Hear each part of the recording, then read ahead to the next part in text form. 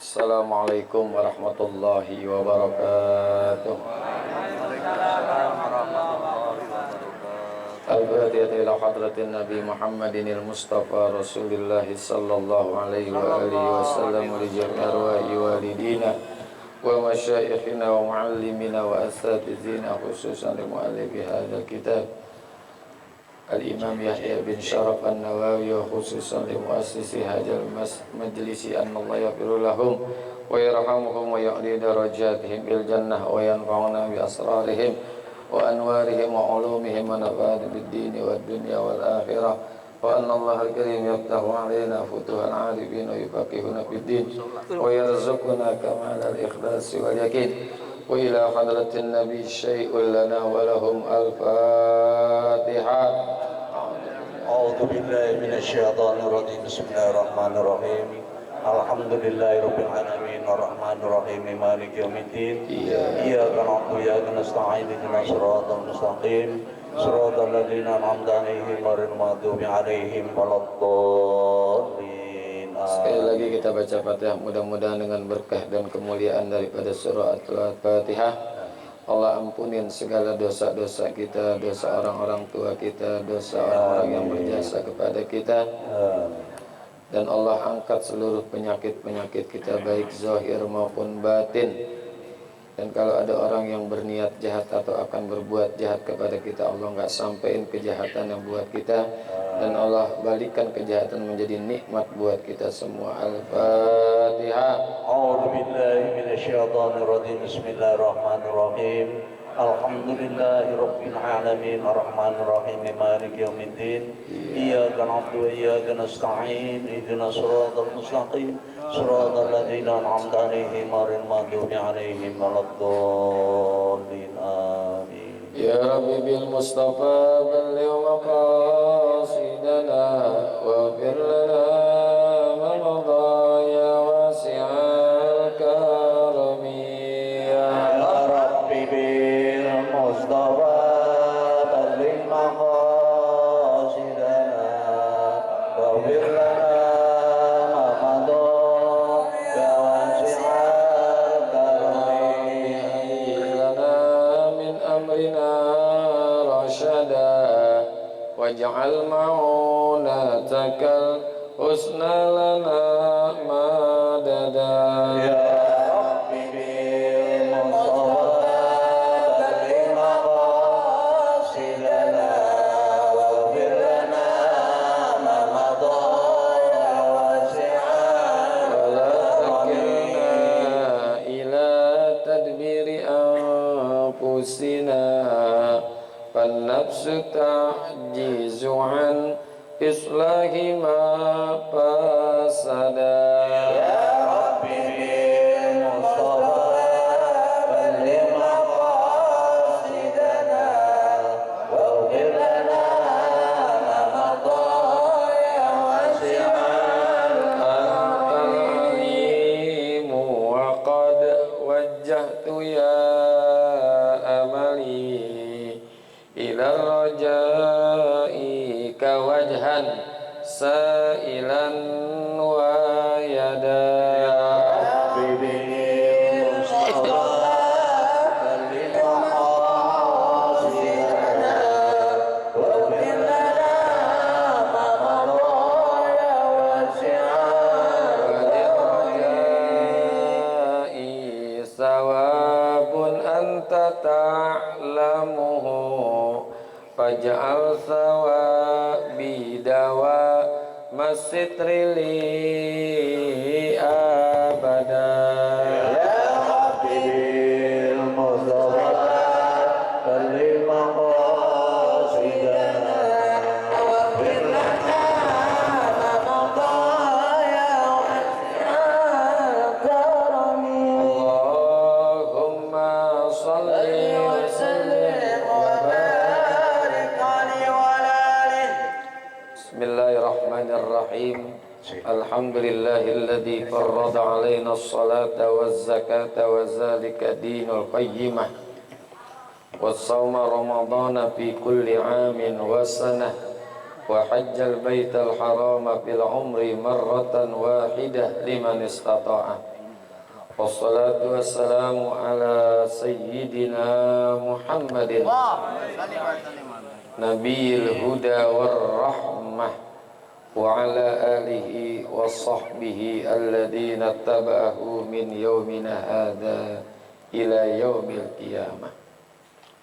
Amma ba'du, ma'asyiral muslimin wal muslimat, hadirin bapak-bapak, hadirat ibu-ibu jamaah yang semoga kita semua dirahmati Allah Subhanahu wa taala.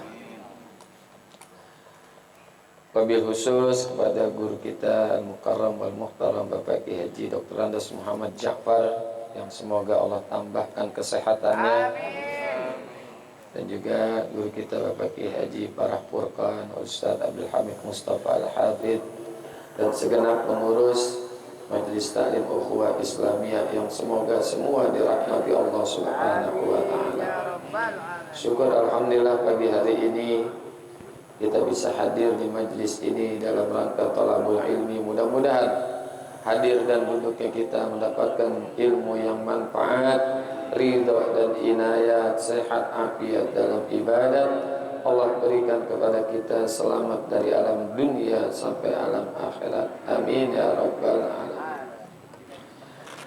Lanjutan bacaan kita dalam hadis yang ke-8.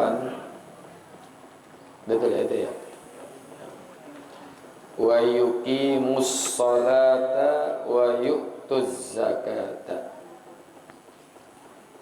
Dan mereka mendirikan salat dan mereka menunaikan zakat. Ini orang-orang yang tidak boleh diperangi. Kalau sudah melakukan ini, yang pertama kemarin adalah mengucap syahadat, asyhadu an la ilaha illallah wa asyhadu anna muhammadar rasulullah. Yang berikutnya adalah wa yuqimus salata wa yu'tuz zakata. Dan mereka mendirikan salat dan mereka menunaikan zakat. Ini cuma 2 ibadah yang disebutkan. Puasanya enggak, hajinya juga enggak. Kenapa? Ada sebagian ulama mengatakan bahwa enggak disebut puasa, enggak disebut haji. Bisa jadi karena perintah untuk puasa, perintah untuk haji ketika itu belum turun. Karena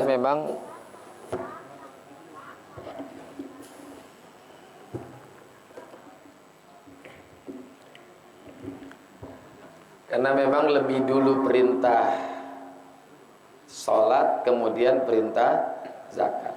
Puasa dan haji itu belakangan. Ini disebutkan 2 ibadah ini, sholat dan zakat, karena memang puasa dan hajinya itu belum turun perintahnya. Yang pertama tuh. Yang kedua, perintah haji dan juga perintah puasa, bila seseorang itu meninggalkannya tidak diperangi gitu. Tapi kalau yang sholat, zakat ini wajib diperangi ya, wajib diperangi. Kalau puasa dan haji enggak. Apalagi yang namanya haji itu kan wajibnya wajib tarohi, wajib yang boleh ditunda. Tapi nundanya nggak boleh lewat 5 tahun nih Pak, Bu. Ada wajib fauri, wajib yang mesti segera dikerjain. Apa tuh? Bayar utang. Begitu punya uang, harus wajib segera kerjakan kewajibannya, yaitu membayar utangnya. Kalau haji ini wajibnya wajib tarohi, boleh ditunda, tapi jangan lewatin 5 tahun. Misalkan tahun ini dia dapat rezeki, dapat duit, boleh dia setor tahun ini, boleh tahun besok, tapi jangan ngelewatin 5 tahun. Karena kalau dia lewati 5 tahun, la mahrumun, kata Rasulullah, la mahrumun. Berarti dia telah melakukan sesuatu yang salah, yang haram. Itu wajibnya wajib tarohi. Nah, termasuk juga puasa bila tidak dilakukan itu tidak kena hukuman diperangi. Tapi sholat ini dan juga zakat wajib diperangi bila tidak melakukannya. Kenapa? Karena sholat perintah yang penting dari perintah-perintah yang penting.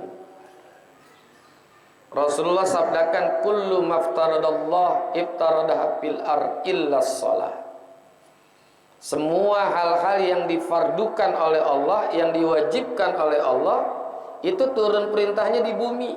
Illa sholat, melainkan sholat. Khusus tuh. Puasa perintahnya di bumi, haji juga di bumi, zakat juga di bumi. Tapi sholat kita lihat, melalui Isra dan Mi'raj Rasulullah dipanggil oleh Allah untuk menerima perintah sholat. Yang kalau kita lihat sejarahnya, sholat itu kan yang masyhur ini, sebelum 5 waktu itu 50 waktu. Ya, 50 waktu. Cuman kan nggak bisa kita bayangin tuh. Coba bayangin deh, kalau sholat 50 waktu, gimana coba? Apa sempat kita punya anak? Sebentar sembahyang, sebentar sembahyang, sebentar. Sementara waktu cuma 24 jam, sholatnya 50 waktu. Berarti kan setiap jam 2 kali sholat. Sempat nggak punya anak kira-kira? Kapan tidurnya kita, kapan nyari duitnya, betul nggak? Tapi Allah memberikan rahmat kepada umat Nabi Muhammad. Maka Rasulullah sabdakan, ummati ummatun marhumah. Umatku adalah umat yang diberikan rahmat oleh Allah. Salah satu rahmat Allah ini nih, ibadahnya yang awalnya banyak dikurangin. Yang awalnya 50 jadi 5 waktu. Namun pahalanya nggak berkurang. Walaupun umat Nabi Muhammad melakukan sholat 5 waktu, tapi pahalanya seperti melakukan sholat 50 waktu. Ayatnya, manja bil hasanati falahu asyru amsalihha. Siapa orang yang melakukan satu kebaikan dibalas dengan 10 kebaikan. 1 kali sholat sama dengan 10 kali sholat. 5 kali sholat sama dengan 50 kali sholat. Plus ditambah kalau orang melakukan haji, melakukan umrah, sholat di Masjidil Haram, Masya Allah, 100.000 kali lebih baik daripada kita sholat di Masjid Baitur Rahman. Belum lagi sholat di Madinah, terus 1000 kali lebih baik kita sholat di musola ini nih. Tapi pulang haji jangan berhenti sholat ini. Berhenti sholat, pahala banyak masih di sana. Saldonya masih banyak. Ini bukan masalah saldo, tapi keutamaan kota Mekah, kota Madinah. Ya, inilah rahmat Allah kepada umat Nabi kita Muhammad sallallahu alaihi wasallam. Maka banyak nabi-nabi itu yang merasa iri dengan umat Nabi Muhammad, Nabi Musa, Nabi Adam, dan nabi-nabi yang lainnya. Karena Nabi Adam itu irinya ada 4 tuh, ya. Di antaranya Nabi Adam itu bertobatnya di langit, tapi diterimanya di bumi. Rabbana zalamna anfusana wa illam taghfir lana wa tarhamna lanakunanna minal. Tobatnya di langit, tapi diterimanya di bumi. Yang kedua, Nabi Adam ketika sebelum berbuat dosa mengenakan pakaian, tapi ketika berbuat salah, jangan disebut dosa, tapi berbuat kekeliruan, terbuka bajunya. Umat Nabi Muhammad enggak kan? Ketika berbuat dosa tanpa busana, tapi setelah berbuat dosa pakai baju lagi. Nabi Adam ketika berbuat salah, berpisah dengan istrinya, Siti Hawa. Yang satu turun di Palestina dalam riwayat, yang satu turun di Jeddah. Makanya ada kota Jeddah. Jeddah itu artinya nenek. Jeddah, ya. Umat Nabi Muhammad walaupun berbuat dosa nggak pernah tuh berpisah dengan istrinya.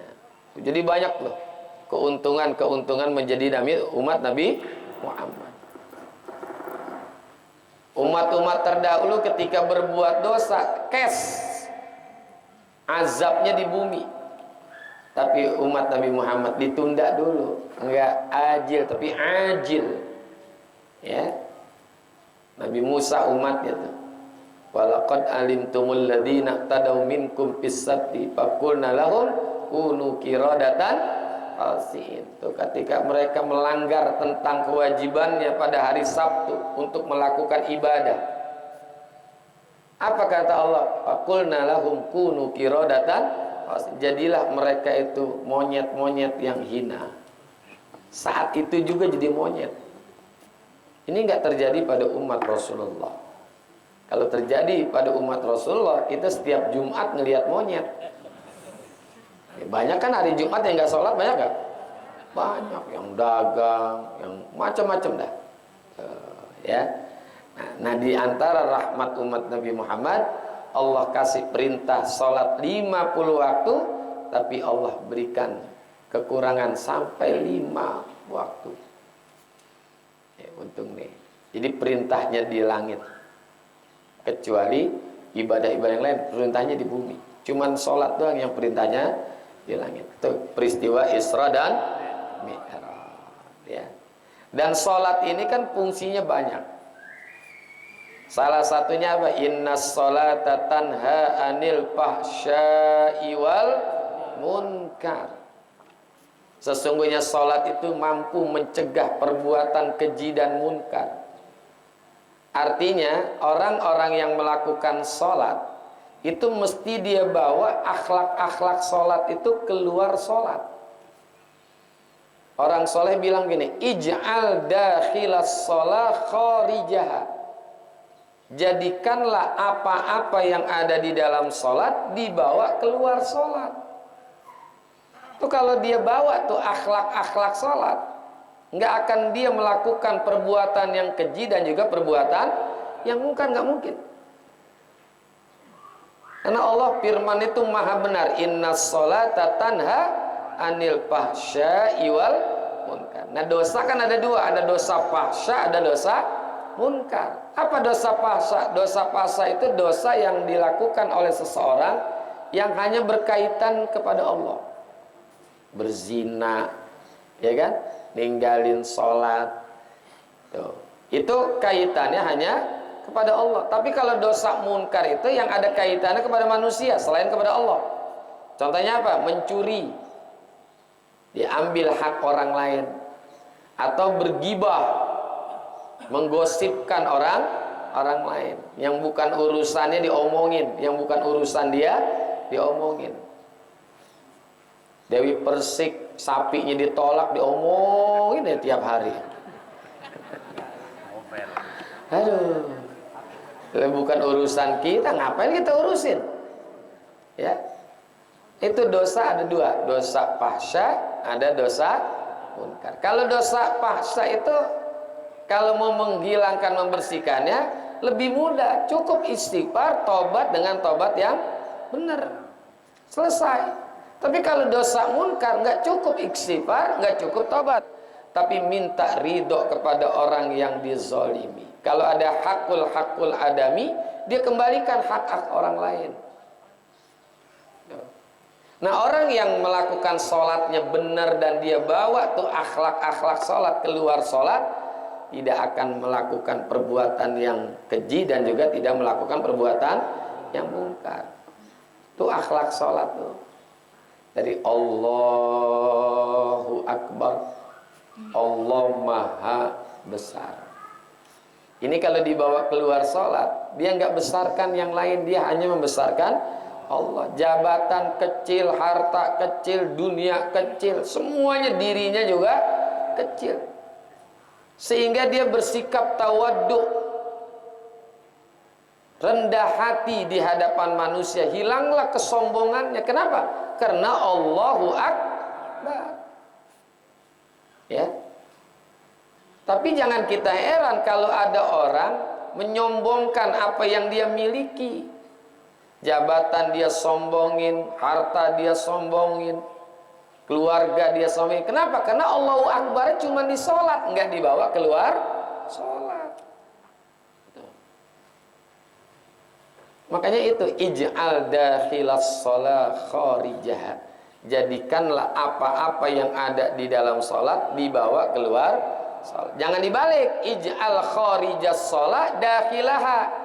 Jadikanlah apa-apa yang di luar salat dibawa ke dalam salat. Nah, ini yang repot nih. Dompet lupa di luar salat, ingat di waktu rakaat ketiga. Rakaat pertama masih nyari. Rakaat kedua dikit-dikit ingat. Rakaat ketiga baru, ya ilah, di bawah bantal gua taruh. Tuh. Ingatnya di rakaat ketiga. Itu hal-hal yang di luar sholat dibawa ke dalam sholat. Terbalik. Mestinya yang di dalam sholat dibawa keluar sholat. Iyyaka na'budu wa iyyaka nasta'in. Hanya kepada engkaulah kami menyembah, hanya kepada engkaulah kami meminta. Tidak menyembah selain Allah, dibawa keluar sholat. Dia hanya patuh dengan perintah Allah. Tuh.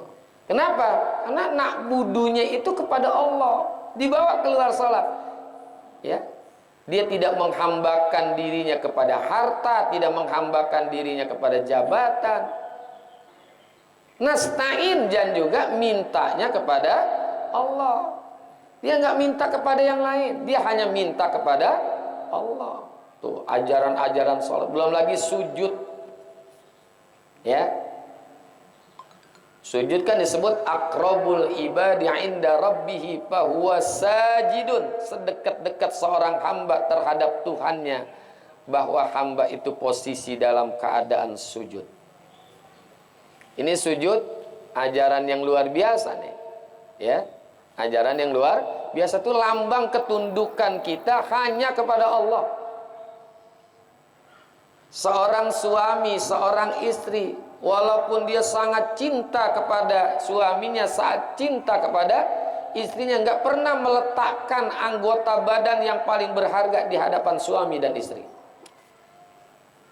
Emang tidak boleh, ya. Nggak ada tuh perintah. Dan bahkan tidak boleh sujud manusia kepada manusia. Nggak boleh. Hanya kepada Allah. Ini kan anggota badan yang paling kita hargai, yang paling kita hormatin kan kepala. Coba kepala kita nih, apalagi perempuan ya, rambutnya nih. Ngurusinnya kan mahal.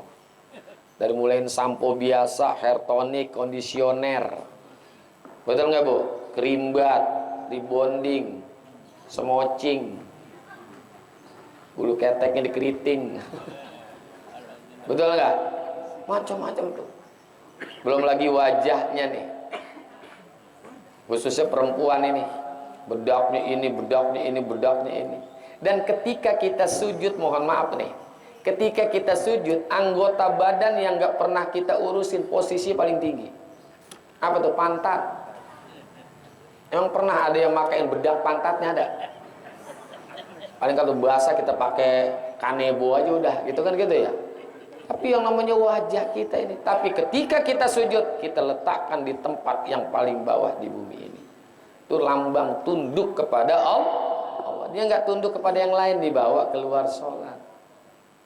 Itu arti daripada ij'al dakhilas sholat kharijah. Jadikanlah apa-apa yang ada di dalam sholat dibawa keluar sholat. Banyak lagi lah ajaran-ajaran sholat. Ya. Makanya ada seorang profesor doktor, namanya Profesor Dr. Fidelma. Dia ini seorang dosen di salah satu universitas di Amerika. Ya. Dia masuk Islam karena melihat ibadah umat Islam itu ada sujud. Ya. Inilah orang-orang yang punya ilmu masuk Islamnya karena proses pencarian. Beda sama orang Islam yang masuk ke agama lain, bukan karena pencarian. Kenapa? Nih. Dia teliti tuh, kenapa sih umat Islam ini ibadahnya ada sujudnya? Yang sebelumnya dia cari-cari tuh ibadah agama yang lain. Dia lihat Nasrani nggak ada sujud, Hindu, Buddha, Yahudi kagak ada sujudnya. Ya. Nggak ada sujud. Begitu dilihat Islam, ya Allah ada sujud. Dia nggak langsung masuk Islam. Dia teliti kenapa dia mesti ada sujud. Ternyata di dalam di dalam kepala kita ini ada miliaran saraf, kata dia. Karena memang dia ahli neurologi, ahli dibilang otak, sel saraf otak tuh. Kata dia sampai miliaran sel saraf otak manusia. Dan orang-orang yang jenius, kata beliau ini yang saya baca, itu orang yang jenius saja baru memfungsikan otaknya 5-6%. Ini orang jenius, ini super jenius sudah nih.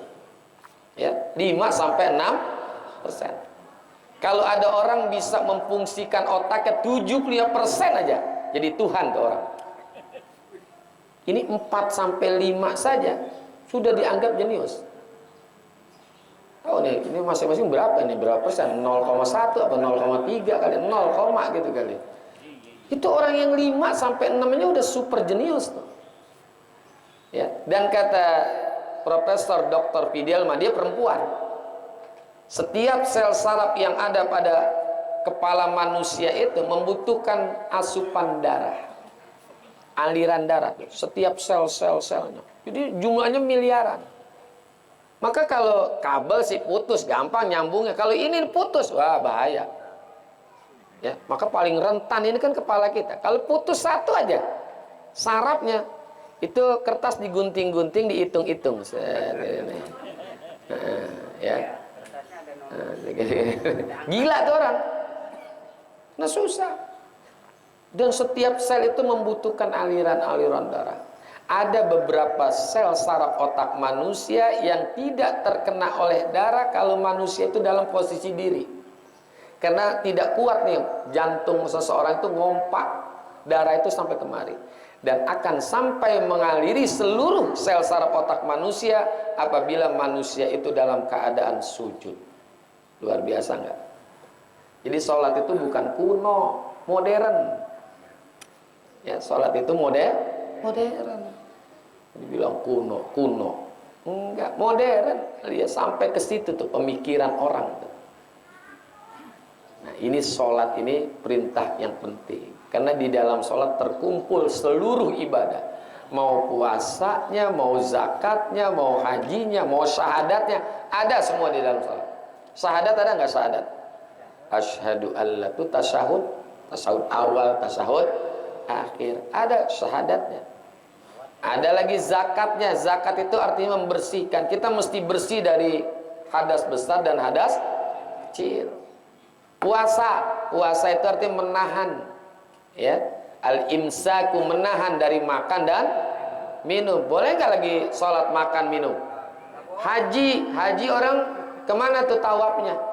Di Ka'bah. Dan poros kita ketika kita melakukan sholat, kiblat kita adalah Ka'bah.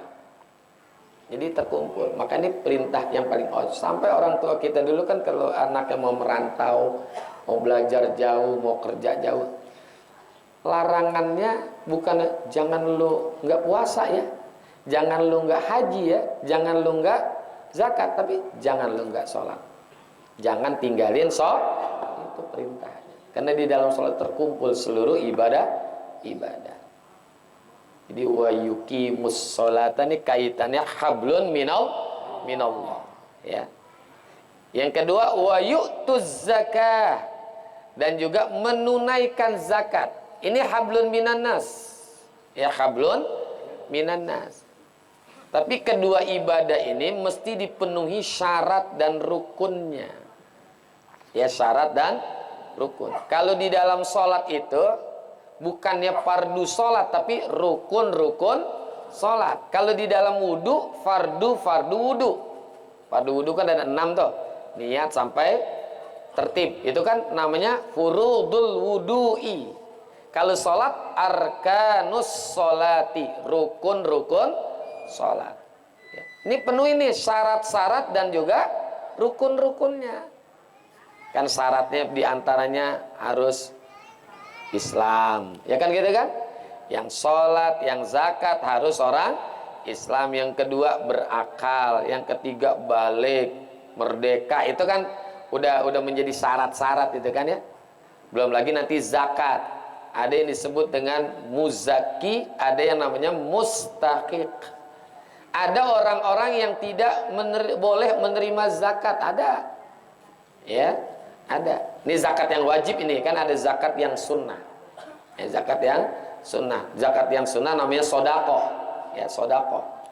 Nah itu kan ada mustahiknya, ada muzakinya. Ada orang-orang yang tidak boleh menerima zakat.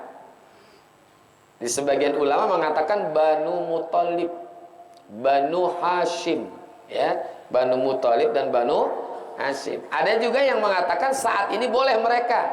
Itu Banu Muthalib, Banu Hashim itu keturunan Rasulullah tuh.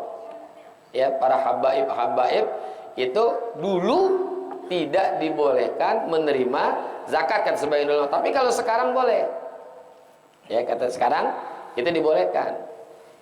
Ada juga yang tetap tidak boleh membolehkan, ya, menerima zakat buat Banu Muthalib dan Banu Hashim. Nah, mustahiknya siapa? Itu yang di dalam surah At-Taubah ayat 60 tuh. Itu mustahik. Innamas shadaqatu lil fuqara'i. Ada 8 tuh, 8 asnaf namanya. Ya, 8 anak orang fakir, orang miskin, amil, ibnu sabil, tuh banyak tuh, ya. Bukanya surah At-Taubah ayat yang ke-60. Itu orang-orang yang disebut mustahik. Nah, kalau muzakinya siapa? Orang yang mampu. Nah, dan zakat ini nanti dibagi lagi. Ada zakat harta, ada zakat emas, ada zakat ini, zakatnya panjang dah bahasannya, ya. Itu ada zakat fitrah, zakat badan namanya. Dan itu juga ada syaratnya lagi. Apa zakat itu? Nisab dan haul. Nisab dan haulnya. Kalau urusan binatang, kambing berapa, nanti sapi, kerbau, onta berapa, itu kan ada, ya. Kalau kambing itu 40 kalau nggak salah, 40 ekor kambing, punya 40 ekor kambing, belum cukup juga itu syaratnya, harus 1 tahun. Jadi kalau tinggal sebulan lagi sampai 1 tahun, yang satu dipotong, putus tuh kewajibannya. Menggeblek tuh orang. Atau hilang lah. Hilang nih 1 ekor nih dari 39. Dia beli lagi baru supaya 40 tetap putus kewajibannya. Karena yang satunya belum 1 tahun. Tuh. Kalau yang namanya onta itu 5 ekor. Dan zakatnya bukan onta, kambing lagi. Kalau sapi itu 30, kerbau juga 30. Itu ada syarat-syaratnya, ya. Jadi enggak begitu punya sapi sekian bayar, enggak. Harus ada nisab dan haul. Begitu juga emas nih yang ibu pakai nih. Ya, itu enggak kena. Ini yang emas yang tersimpan selama 1 tahun di laci, di kotak. 1 tahun tuh, ngendap aja tuh 1 tahun. Tapi kalau dia pakai meskipun sekedar pergi belanja nih 100 gram dipakai. Anting-anting 20, kalung 50, ya kan? Gelang. Nah, itu nggak ada kewajiban tuh buat perempuan mengeluarkan zakatnya. Ya. Karena dipakai. Ya, karena dipakai ke pasar, dipakai kondangan, dia pakai ngaji, dia pakai, ya, itu nggak ada kewajiban meskipun sampai kadarnya 100 gram. Nanti kan ada nisabnya. Nah, iya, jadi nanti penuhi nih syarat dan rukun-rukun ibadah yang 2 ini, yaitu sholat dan zakat, ya. Apa? Oh, kali ya. Faiza fa'alu zalika asamu wallahu alam bisawab. Nanti kita lanjutin.